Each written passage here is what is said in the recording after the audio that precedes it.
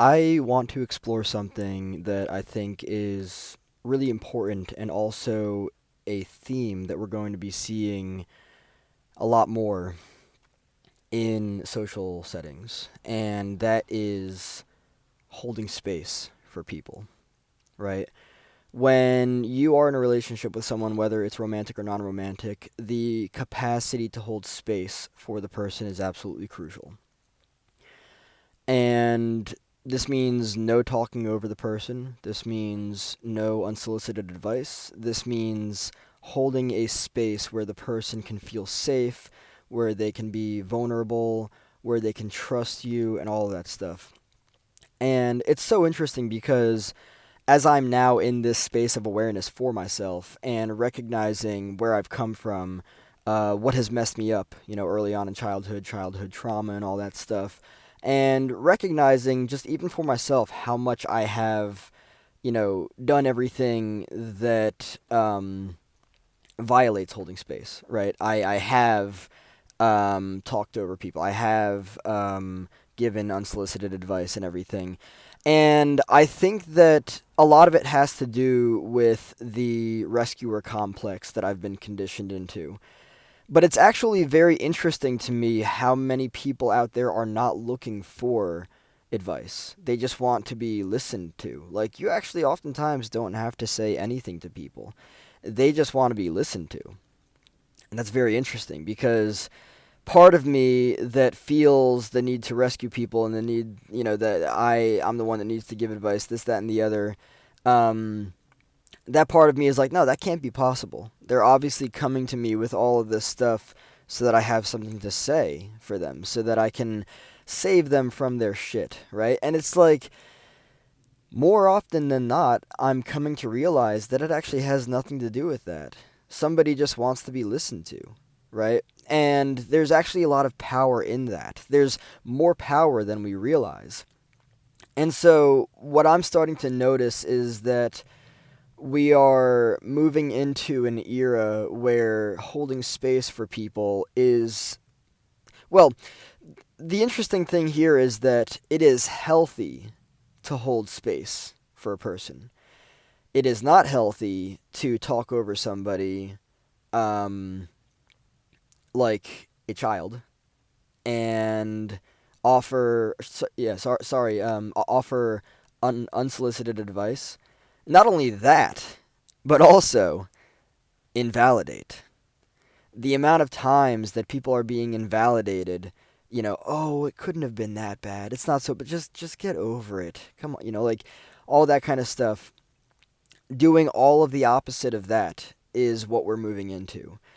And it's interesting because I'm realizing it now, and even for myself at this part of my journey of healing, what I'm realizing is that more often than not, I actually don't want advice from anybody. I don't want to hear anything from anybody.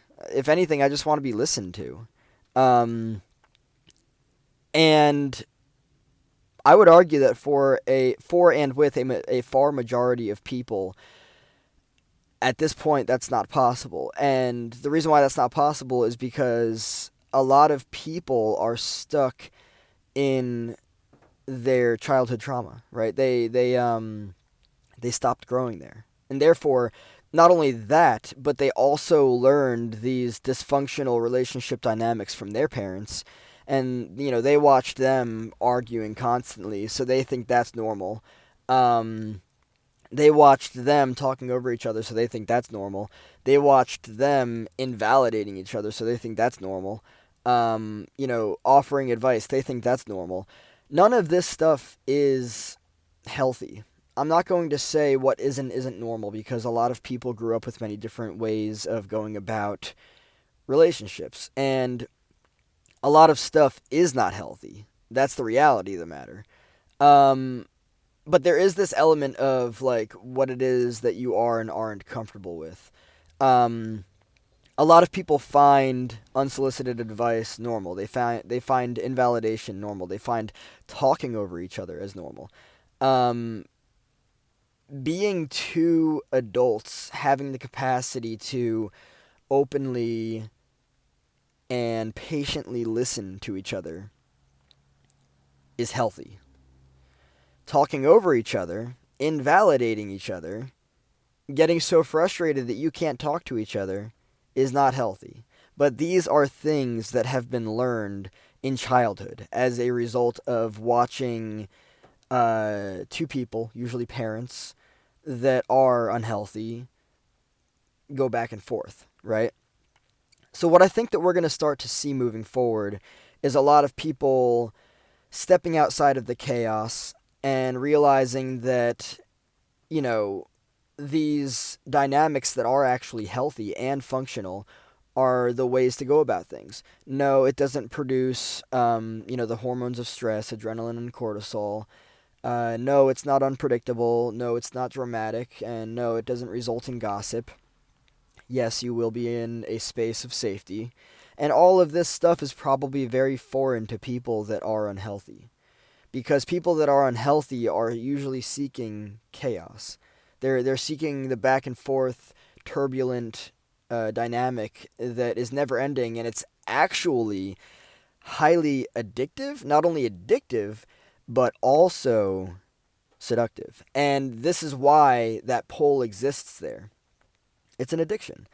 Um, and it can be very, difficult to get out of that, especially when that's what you're used to. But that is not healthy. It is dysfunctional. It will only lead to more of the same, which is unhealthiness and dysfunctional outcomes, of course.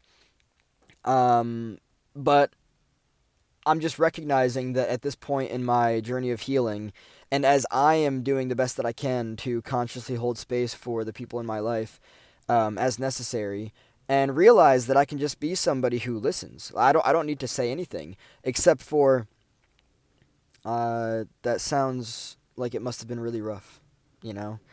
Um, I can imagine that was rough for you, or maybe how did that feel for you? Like just asking questions, validating and asking questions. If you want your relationships to drastically improve, holding space is absolutely key, because people actually don't feel safe with people that are not holding space for them, with people that are giving unsolicited advice, with people that are invalidating, with people that are excuse me, with people that are talking over them. I sincerely dislike all of those things, and I don't know who actually does like them. But yeah, it's kind of like looking at someone and saying like, "Do you want to be stressed out?" Well, of course you don't. But your body is like, "But that's familiar, so that's what it is that I'm going after." We're gonna see a lot of stuff socially change moving forward in a very strong and powerful way. And I think it'd be awesome for this video to be kind of like, I don't know, a data point for that. A suggestion, right? It's important. We're moving into an era of self-awareness, and with self-awareness comes improved relationships with healthier dynamics.